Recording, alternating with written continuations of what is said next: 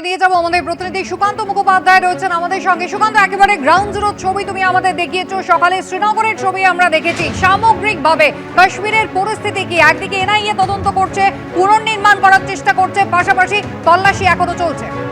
P4 insulated water tanks, kitchen and bath fittings, বিশুদ্ধ জল, সুস্থ জীবন, P4 আজীবন। দেখো, একেবারে আমরা এই মুহূর্তে কুপওয়ারাতে আছি এবং আমরা যেটা জানতে পারছি শেষ যে আপডেট, যে বারামুল্লা জেলার আখনোর ডিস্ট্রিক্ট এবং কুপওয়ারাতে গতকাল রাতেও কিন্তু একেবারে পাক অধিকৃত কাশ্মীর থেকে কিন্তু গোলাবর্ষণ করা হয়েছে, সেখান থেকে কিন্তু গুলি চালানো হয়েছে এবং তার পাল্টা হিসেবে কিন্তু ভারতীয় সেনার তরফেও সেটাকে কিন্তু তার পাল্টা তারাও কিন্তু গুলি চালিয়েছেন। এবং কুপওয়ারা হচ্ছে এমন একটি জায়গা যেখান থেকে কিন্তু আর 2 ঘন্টার রাস্তা রয়েছে, একেবারে পাকিস্তানের অধিকৃত কাশ্মীর তারপর থেকে কিন্তু শুরু হয়ে যাবে।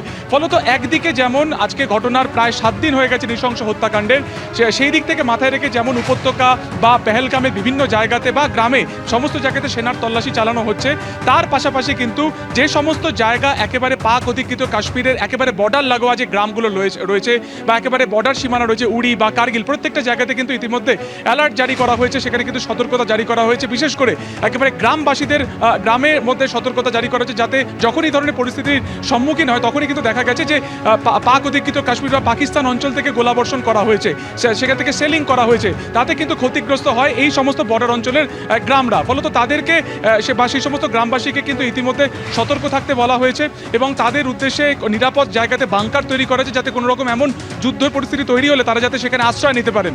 এর পাশাপাশি আজকে ঘটনা 7 দিন, কিন্তু এখনও যে প্রশ্নের অধরা, গোটা দেশবাসী যে প্রশ্নের উত্তর যারা খুঁজছে যে কারা এই ঘটনা ঘটালো এবং তাদেরকে কবে গ্রেপ্তার করা হবে।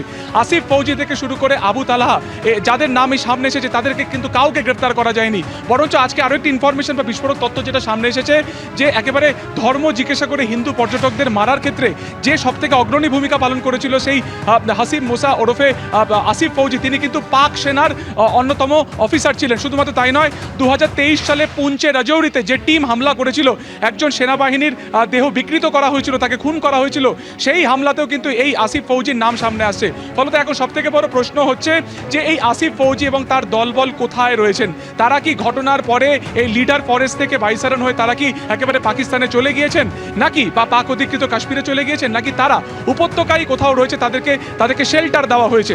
আমরা জানি যে গতকাল রাত্রি থেকে আজকেও শ্রীনগরের 26টি জায়গাতে 26টি থানার ভেতরে যে 26টি যে একেবারে ঠিকানা ধরে সেখানে কিন্তু তথ্য তল্লাশ করা হচ্ছে, তল্লাশি অভিযান চালানো হচ্ছে সেনা এবং এনআইএ তরফে যৌথভাবে, যেখানে সে সমস্ত বাড়িতে কিন্তু নথিপত্র উদ্ধার হয়েছে।